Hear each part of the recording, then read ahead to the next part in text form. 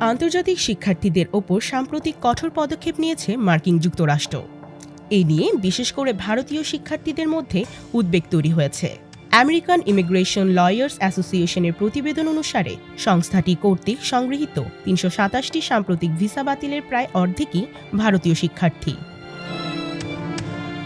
AIL এর the scope of immigration enforcement action against international students শীর্ষক প্রতিবেদনের সারসংক্ষেপে উল্লেখ করা হয়েছে, ভিসা বাতিল হওয়া শিক্ষার্থীদের মধ্যে ৫০% ভারতের, ১৪% চীনের। এছাড়া দক্ষিণ কোরিয়া, নেপাল, বাংলাদেশের শিক্ষার্থীরাও এই তালিকায় রয়েছেন। গত ৪ মাস ধরে মার্কিন যুক্তরাষ্ট্রের স্টেট ডিপার্টমেন্ট এবং immigration and custom enforcement ICE বিদেশি শিক্ষার্থীদের ডেটা, তাদের কার্যকলাপ ও সোশ্যাল মিডিয়ার তৎপরতার উপর নজরদারি করেছে। অনেকের অভিযোগ, এই নজরদারি কৃত্রিম বুদ্ধিমত্তার AI এর মাধ্যমে করা হচ্ছে। ফলে কোনো প্রকার অপরাধের ইতিহাস বা ক্যাম্পাস বিক্ষোভের সঙ্গে জড়িত না থাকা সত্ত্বেও শিক্ষার্থীদের ভুলভাবে চিহ্নিত করার আশঙ্কা থেকে যাচ্ছে।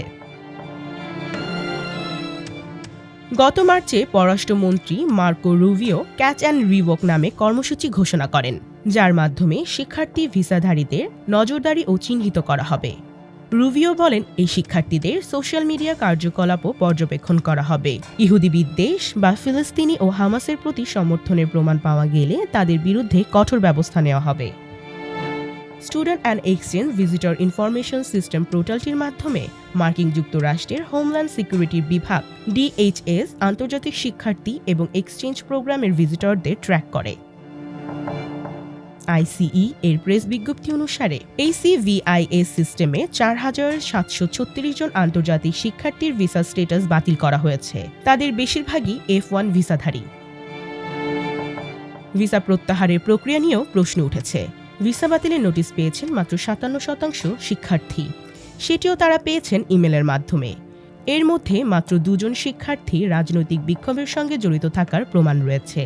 এছাড়া নোটিশ দেওয়ার ক্ষেত্রে যথাযথ প্রক্রিয়া অনুসরণ করা হয়নি। অনেক শিক্ষার্থী সরকারের পক্ষ থেকে কোনো নোটিশ পাননি, তাদের বিশ্ববিদ্যালয় থেকে জানানো হয়েছে। অনেকের ক্ষেত্রেই কোনো ধরনের তথ্য প্রমাণ ও ব্যাখ্যা তো দূরের কথা, আত্মপক্ষ সমর্থনের সুযোগও দেওয়া হচ্ছে না। AIL এর এই প্রশাসনিক পদক্ষেপকে নজিরবিহীন বলে অভিহিত করা হয়েছে। তারা বলছে, সরকারের এমন পদক্ষেপ বেশ কিছু আইনি প্রশ্ন উত্থাপন করেছে এবং এর জন্য সম্ভবত আইনি লড়াইয়ের প্রয়োজন হতে পারে। এই ভিসা বাতিলের প্রভাব অত্যন্ত তাৎপর্যপূর্ণ, কারণ ৩২৭টি ঘটনার মধ্যে ৫০%ই অপশনাল প্র্যাকটিক্যাল ট্রেনিং OTP-ধারী। OTP আন্তর্জাতিক F1 ভিসাধারী শিক্ষার্থীদের যুক্তরাষ্ট্রে ১২ মাস পর্যন্ত কাজ করার সুযোগ দেয়। এই শিক্ষার্থীরা স্নাতক সম্পন্ন করে যুক্তরাষ্ট্রের কোনো না কোনো কাজের সঙ্গে জড়িত। ভিসা বাতিল হওয়ার ফলে এই শিক্ষার্থীরা এখন আর কাজ করতে পারবেন না। ভিসা বাতিলের ফলে সবচেয়ে বেশি ক্ষতিগ্রস্ত হয়েছে যেসব অঙ্গরাজ্য, এর মধ্যে রয়েছে Texas, California, new York, Michigan এবং অ্যারিজোনা।